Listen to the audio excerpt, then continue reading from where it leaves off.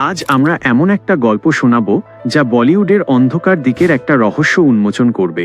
1970-এর দশকে বলিউডের জনপ্রিয় নায়িকা নলিনী জয়ন্ত, কিন্তু তার মৃত্যুর ঘটনা আজও অমীমাংসিত। 3 দিন ধরে তার লাশ পড়েছিল বাংলোর একটা ঘরে। কিভাবে তার মৃত্যু হলো, কেন এমন একটা করুণ পরিণতি, আসুন এই রহস্যময় কাহিনী উদ্ঘাটন করি। নলিনী জয়ন্ত ছিলেন 50 এবং 60-এর দশকের এক উজ্জ্বল নক্ষত্র। তিনি অনেক হিট ছবিতে অভিনয় করেছেন, যেমন তাওবা, আলিফ লায়লা এবং ফাঁসি।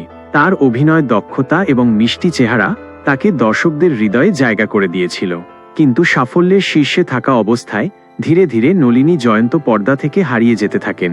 তিনি বলিউড থেকে দূরে সরে গিয়ে একাকী জীবনযাপন শুরু করেন।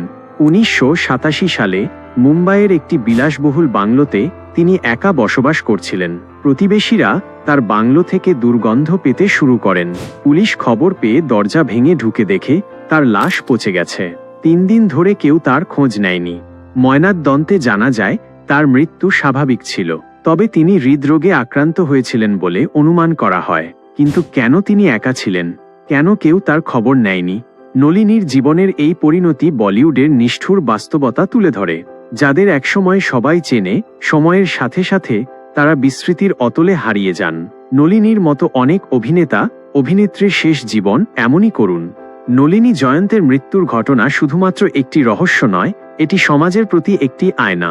আমরা যারা বিনোদন জগৎকে ভালোবাসি, তাদের এই জগতের উজ্জ্বলতার পাশাপাশি অন্ধকার দিকটিও জানা দরকার। তো বন্ধুরা, আজকের ভিডিও এখানেই শেষ করছি। আশা করি ভিডিওটি আপনাদের ভালো লেগেছে। যদি ভালো লেগে থাকে তাহলে একটা লাইক দিতে ভুলবেন না।